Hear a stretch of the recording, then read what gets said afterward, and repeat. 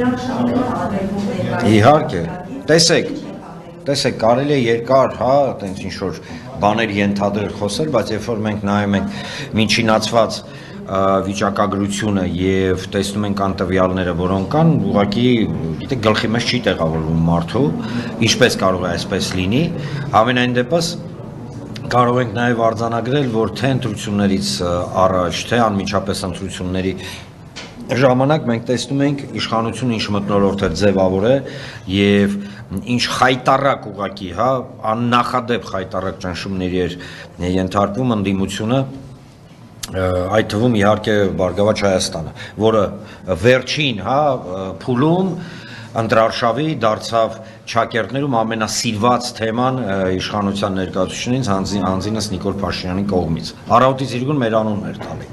Պարոն Աբովյան, դուք ունեք հստակ հաշվարկ, թե հիմա ձեզ քանի ձայն է պետք, որպես այդ 4% շեմը դուք հաղթարեք, որտեղ միտեղ կարդում ենք 60 ձայնի մասին է խոսքը, միտեղ դեպատը 790, հիմա եթե 60 ձայնի մասին է խոսքը, դուք նշեցիք, որ ձեր հաշվարկների արդյունքում 120 ձայն արդեն իսկ պակաս են հաշվել, դրանով ստացվում, որ դուք անցնում եք խորհրդարան, եւ նաեւ երկրորդ հարց, չնայած որ դուք նշեցիք քննարկումների արդյունքում է մեր ընդդիմադիր դաշտում գործող քաղաքական գործիչները նաեւ պնդում են, որ պետք չէ վերցնել մանդատները, եթե դուք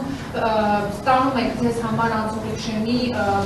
մանդատի ձայները, դուք պատրաստ եք դնել մանդատները եւ փողոցում պայքարը շարունակել կամ նոր ընտրությունների գնալ։ Տեսեք, ես ուզում եմ, որ մենք հստակ ֆիքսենք հետևյալը։ Մենք մանդատը կռիվ չենք անում։ Խնդիրը հետևյալն է, որ մենք ի սկզբանե հայտարարել ենք եւ եւս մեկ անգամ վերահաստատում եմ, որ մենք գնալու ենք մեր ընտրողների ամեն ձայնի հետևից։ Մենք տեսեք, չկա իրավիճակ, որ օրինակ ինչ-որ մի քանակություն մանդատների մեզ պակասում, ամեն գնանք, հա, գտնենք այդ ձայները, բերենք, չգիտեմ ինչ եւ այլն, կամ ձայների չկա տես բան։ Մեզ համար կարեւորը եղել է, կա եւ մնում է այն մարդկանց ձայները, այն մարդկանց վստահության քվեն, որը տրվել է Բարգավաճ Հայաստանի։ Մենք ամեն քվեի հետևից գնալու ենք։ Առաջնային մենք դիտարկում ենք այս պարագայում միայն սա, այսքանը։